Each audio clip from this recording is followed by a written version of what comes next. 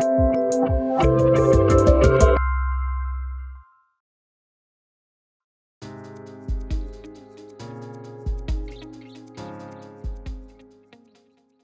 have made it to the end of droidCon New York. That is impressive in and of itself, especially considering a lot of people had to wake up at like 7 a.m. this morning, and I never do that. So I do want to play a little bit of an intro because, you know, it's fun.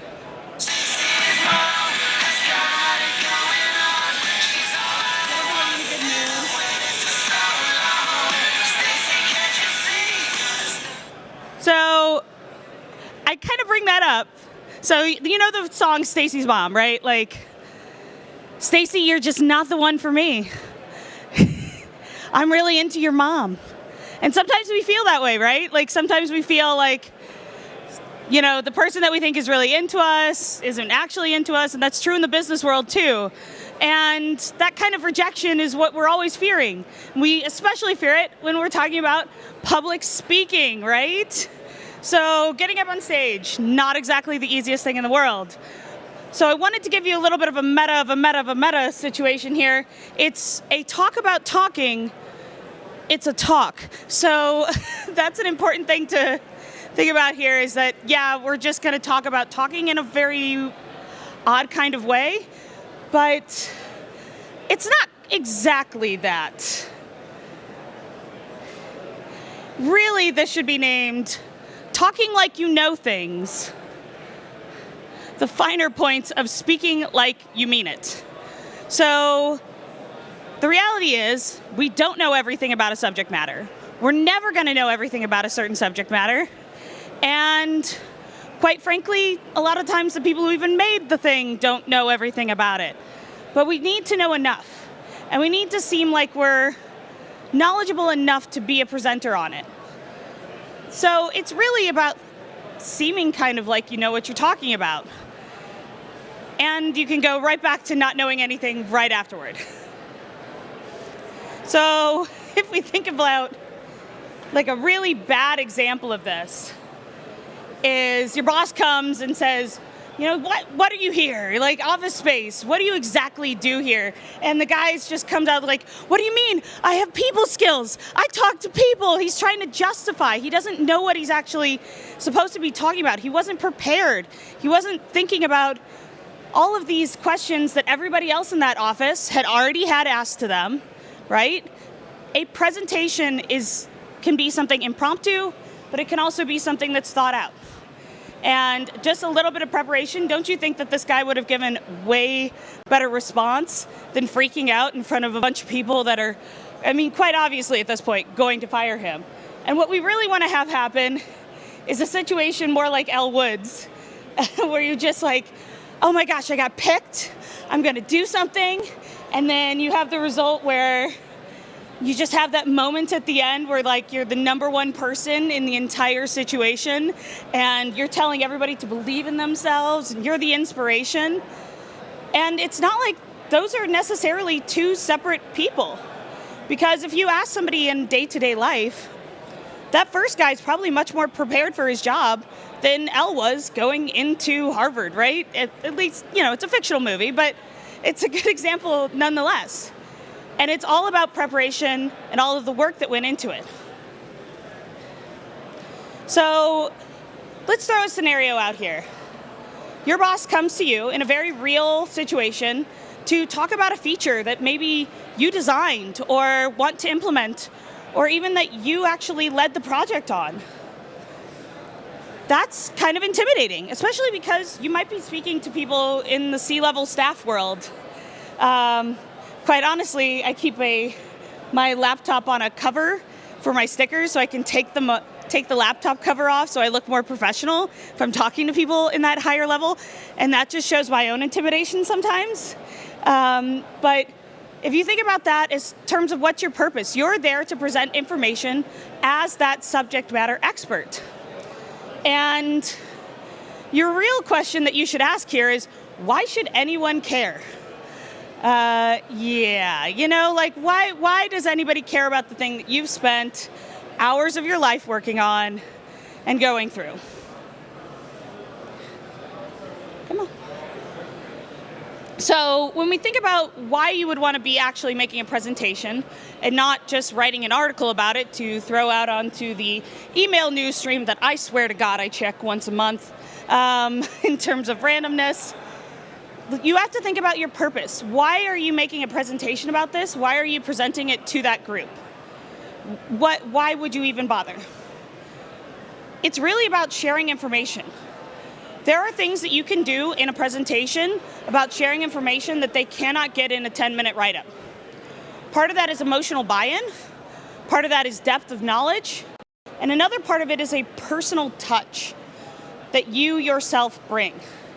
And that comes in straight into perspective. Perspective is unique. It is you. It is no one else. How do you feel about this subject matter? How do you feel about the work that you did? Or even maybe the work you probably had to fix. There was probably a lot of fixing of things in order to build something new, correct? I mean, if you look in New York, they take down a building to put up a new one. You have to take it down in order to build something new sometimes. And that perspective and that prospectus as to why you're giving that makes a big difference. And research. You're the person who knows the most about it. You're not an expert, but you know, quote, stuff, right? Like we talked about earlier, the finer points of speaking like you mean it. Essentially, in this case, you're going to be treated like a subject matter expert, whether or not that's actually true. So what you think is your job in this scenario? Like, why am I there? Like, why do I even bother? Your priorities, as you see them, as somebody who's maybe not so experienced in speaking and giving presentations and making presentations, you think that you need to be all puffed up, confident, and all that stuff, right? That you need to know everything. You have to inform everyone on every single finer point and detail of your technical knowledge so that they know how smart you are and how cool the thing you made is. A little bit of seeming important. It's true that most of the time when you actually make a presentation and give a presentation, you are not the most important person in that room. But you think that you have to be in that moment. And it's kind of true to a certain extent, maybe just if we think about attention spans and that kind of thing, and that you have to be confident. Overtly confident people do not inspire others straight off. Because somebody who's maybe challenging, kind of the known status quo in that room, isn't necessarily always going to get the respect that they should or deserve. And most importantly, you think, I need to not fail. Failing is impossible. And part of that is fear of questions, fear of what comes out. You start speaking too quickly, and this is how that sounds. No one really wants to listen and pay attention if they're not engaged with the content. So failing is a lot different than tripping up. What your actual priorities are, and it's a far smaller list when it comes to actually giving a presentation. You are there to entertain and inform. So the main reason why you are probably approached is to inform, and because of your knowledge on a certain subject matter, or even that you put forth based off of your experience. But another part of this is entertaining. You can't always make sure that you inform somebody else about something they didn't know about who's in that room, because you don't know how much everyone in that room already knows about the thing that you're going to present on. You're never going to be able to know. But what you can do is make sure that they had a good time. So that's an important thing to think about. Your energy and the way that you project things says a lot about not just what you're doing, but who you are and the actual value that you bring. And that's pretty much it. It's surprisingly simple, is it not? You really don't have as many things to think about in the moment as you thought you did. And that's going to help you in relaxing and not maybe going as crazy as you thought that you might need to in getting every single detail nailed down. It's very important that you realize this. You are not giving a TED Talk. I mean, unless you are, right? So if you are presenting to even this group or a much smaller one, you're not giving a TED Talk. You're not here to go, and I am the person who saved 100 million lives from dying from this very rare form of cancer that somehow has 100 million people die from it a year. That's very, very important to think about, is that it's not that big of a deal. You're going to mess up. You're going to say, See, I've been throwing those in there, even though I've done a lot of practice to get rid of it, because it makes you human. And a certain amount of humanization isn't a bad thing. It doesn't detract from your presentation, and it doesn't make you seem less knowledgeable or less of a person who can actually present on it. So part of this is knowing your limits. So your audience, right? They need to have content that's catered to them. And I say this as somebody who will take the same slide deck and without actually having to make a change to the slide deck, actually change the content and the way that it's presented for the audience at hand. So if I'm going to be speaking at something that's highly technical and everybody there knows, at least 3 or 4 years of experience on the same kind of things that I do every day, I know that I can go deep. I can go really deep into that technical content. But I know if that I'm presenting at, say, a local meetup group, I need to make sure that somebody who only has a year or two in the game understands everything I'm talking about. And I really have to kind of gloss over some of those details, or at least present them in a more analogous way, right? So I explain something with something else. I can't use deep technical terms. And quite honestly, a lot of the times I find that going too deep really just makes you come off kind of like an a-hole. A little bit, just a little bit. Because it says a certain thing about you in being a little bit overtly pretentious in knowing everyone's experience level and maybe not making it as relatable as it could be. Time. You have 30 to 40 minutes in even the most luxurious of situations. So if you are presenting to C-suite, you'll find that a lot of times you get 15 to 20. So how do you go through the same slide deck in 15 to 20 that you designed for 30 to 40? You have to think about what those details are and that content. You also have to think about pacing. That group of people do not want to hear the technical details of your implementation. But presenting that same slide deck to, let's say, your engineering manager, who probably has a fairly good idea of what you've been working on, yeah, you're gonna want to make that, much more together and paced a little bit differently. And also just, bring it all together with more details. And last of all, in this case, this has all been done before. As a good friend of mine, who actually isn't here today, but you probably know who he is, Mike Nakamitowicz, I probably absolutely destroyed his name. He says that he just keeps moving from company to company, making new forms of Instagram. So it's it's an important thing to realize that this has all been done before. So in some regards, we're always building on the work of other people. Even if you've built a, quote, brand new feature, it's based on something else or a mashup of other technologies. And it's also important to remember that, it's all a remix. Everything is a remix. There's a great presentation that I kind of have hooked up a little bit later about embracing the remix. But even though it's kind of tied more to music, it ties directly to this content as well. Style. How do you actually present? How do you actually bring your perspective, who you are, face forward? I'm fairly loud, As you can imagine, I crack a few jokes. I like an obscene amount of gifts. That's all evident in my presentation style. Also, I'm slightly lazy, but look at how you greet somebody, right? Are you somebody who's like, what's up, what's up, what's up, what's up, what's up, what's up, what's up? And then they say, what's up? And then we have that whole situation from that commercial years ago that maybe some people remember and not everybody else. But you have to think about how you actually greet someone.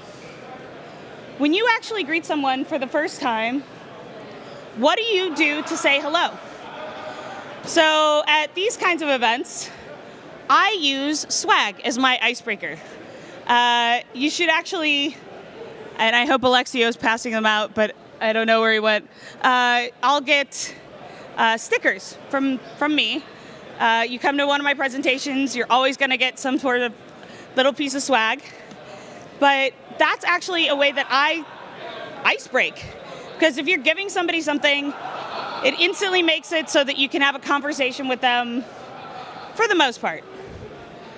And when you say hello to a new group of people, do you just jump right in and say, hi, I'm Stacy, pleasure to meet you, da-da-da-da-da? Or are you somebody who kind of goes in and just goes, oh, kind of listens for a while till you find one thing that somebody has said in that group that you just really resonate with, and then you jump in on, right?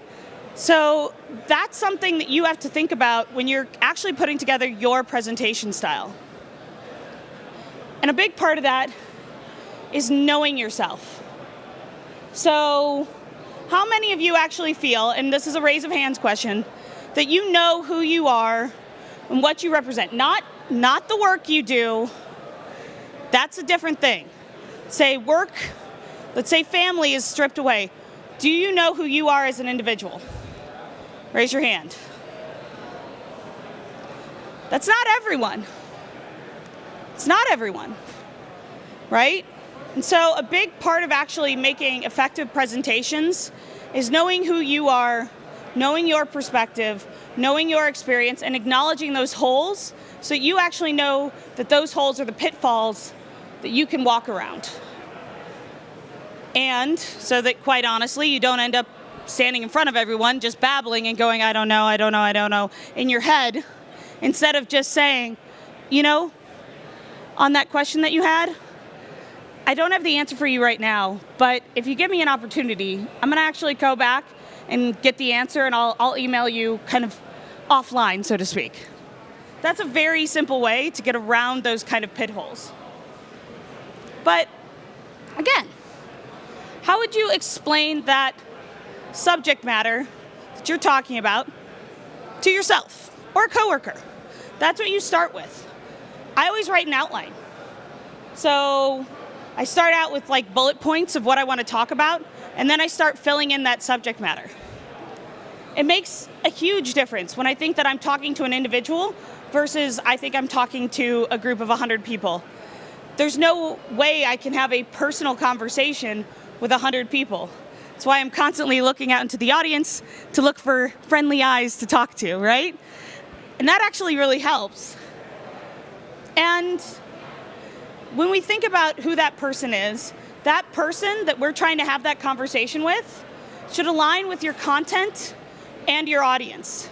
So when I talk about talking to a coworker, that's going to have a totally different situation than me talking to like my best friend who doesn't even work in this area, or me talking to, quite honestly, my mom, where I'm really going to have to tone it down because my best friend writes a lot of C++ code, so he gets it. Or my husband, like he's a coder, he gets it to a certain extent. But my mom works with plants, so not a lot of commonality there. But I can still cater that same presentation, that same slide deck for her. I just have to think about it. All right, so now we're getting to the point where we're going to make this cohesive. We're going to make this all come together. And this is where, the doing it.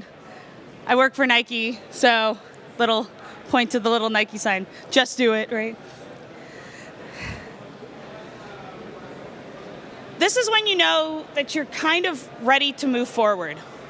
So the runner that we actually have on the right is somebody who spent an incredible amount of time training and really knows his subject matter very well. But ultimately, getting towards the finish line, he failed. Right? Because it's not just about preparation ahead of time, it's preparation the day of. It's getting yourself set up in order to succeed. It's not just the long game, it's the short game too. So part of that is the long game. Having that outline ready, where you've actually built all of that kind of content and bullet points that'll help you actually move forward. Know your key core points. Know them back and forward. You don't have to be a subject matter expert, but you do need to know what the heck you're talking about in the moment that you're talking about it. And you've trained, right? So this individual has gone through and trained like crazy. Practiced, researched, refined. Do not overly practice your content. Quite honestly, I know a lot of people who get on stage and they've practiced their talk 10 times and they have a lot of problems the day of because they haven't practiced effectively. One thing I do, and some other people might do this too, is I will go through and I will practice in a crowded space. Something like this, where there's lots of distractions and there's lots of people, and there's also lots of people giving you weird looks. Walmart is great for this. There is nothing you can do in a Walmart that will surprise anyone. I have seen people in cut-off pajama pants in a Walmart. There is nothing you can do that will upset them. And also, Walmart, please do not sue me for this, but at the same point in time, you know. So that's part of training. So it's just to get that in you. Make that part of your everyday routine. Make little bits of it part of your everyday routine. You don't have to go through the whole thing every time. There's no reason for that. That's a lot of work. And prepare. And preparation is not the same as training. Preparation is the same thing I did here today. Every time that I'm going to give a presentation, I do not eat anything an hour ahead of time. Anything, sugar, whatever. Because you want yourself to be in a very even-keeled situation, and also not to drink too much water, and especially not coffee, because quite honestly, drinking a bunch of milk or something like that, you could have something go badly, and you do not want to be the reason that everyone has to get up and out of the room because something went off in your system. It's very, it's part of that preparation, right? And part of that professionalism. And if that happens to you, it's embarrassing. You can move on from it, but you will forever be known as the guy who bombed the conference room. And that's not what you want. You want to actually have yourself in a situation where you are calm and professional. An hour ahead of time, I was outside, not with anybody else here. I was going through each of my slides, all of my content, making sure that all of my animations were what I wanted them to be. I made sure my clicker was charged. I made sure that all of these kind of little finer points that I wanted to talk about were really thought through. If you actually look at how many bullet points I have versus how many things I'm talking about, there's a big discrepancy, is there not? Right? I'm not just talking through the slides, I'm talking about the slides. And, that's another component that gets missed, and it's the day of. Just making sure that you're just all there and aligned. Any last minute final touches. Same thing that you would do, say, a week before you're about to ship a new feature, right? You go through, you make sure every little bug, every little thing that you can possibly get to has been kind of taken care of, finessed, made a little bit prettier, made a little bit nicer. Or maybe I'm just a weirdo who's a little bit too much of a perfectionist, and I do that. But hopefully you do that too. And then that you've gotten feedback. So that same person I identified who probably goes through their whole presentation 10 times, They did it by themselves. That's not very helpful. Are you presenting to no one? No, you're presenting to a group of people, right? So you need to actually have active feedback from somebody. Somebody in this case can be in just an audience of one. And sometimes that audience of one can be a toddler because they have similar attention spans to adults anyway. And if you think about that, if you can get them to pay attention for an hour, there's no way that you can have problems with adults paying attention to you for 30, 40 minutes, kind of regardless. An audience of one is still an audience, and it's always important to get that feedback. There are great groups that you might have in your local area or even within your own company to help you in this regard. One thing that we have inside of Nike, to throw something out there, is we actually have a group meeting once a month with all of the Android developers, and there is a presentation given internally by somebody on the Android teams that we have. And it's really cool. It helps people get a lot of good feedback, and it's also helped in expanding those people to feel confident in their content in order to bring it to the local community or even further. So, kind of final thoughts here. I talked about that idea and that purpose in the beginning, but as we go through this, what you realize is you've been telling a story.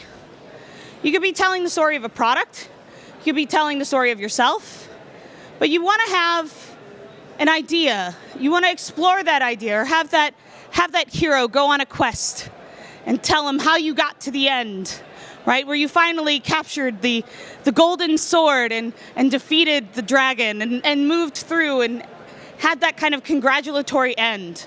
You're telling a story, even if it's a technical presentation. The audience is on your side. The audience wants you to succeed. That's why they're there, right? They want you to actually present them their information that they need or want, and they want it to be, good. And they want you to do well in the future. No one is perfect. I've definitely messed up a lot. I continue to mess up. It's how we get better. It's how we progress. If pull requests are any indication, yeah, most of mine just fly through now, with maybe one or two small comments on a name or something like that. But when you think about earlier in your career, you may have seen 2 pages of PR comments, right? You saw, well, you should really think about doing this, the architecture that we have set up in this core module, XYZ, and all of that kind of stuff. So no one's perfect. You just get better over time. And part of that is experience. More experience equals more better. And that is purposely said that way because you both improve, but again, that doesn't necessarily mean that you improve to perfection, right? You're just getting more better. I just like that saying, to be honest. And if I had a mic right now that I didn't have to worry about the person behind there getting really mad at me, I'd totally drop it right now. But this was not a great talk. But it's mine and it's written quickly. So here are some great resources that will actually, kind of inform other areas that I talked about earlier in this talk. The talk about talking talk. Embrace the remix. Anita Singh also did a great one on terrified of speaking at a conference and why you should. Quote, Ted's secret to great public speaking, and another one on great places to learn public speaking skills that are already in your community. And with that, thank you. And here are the slides. And there is a survey that I really appreciate if you could actually fill out, and just some information about me, and feel free to contact me at any time.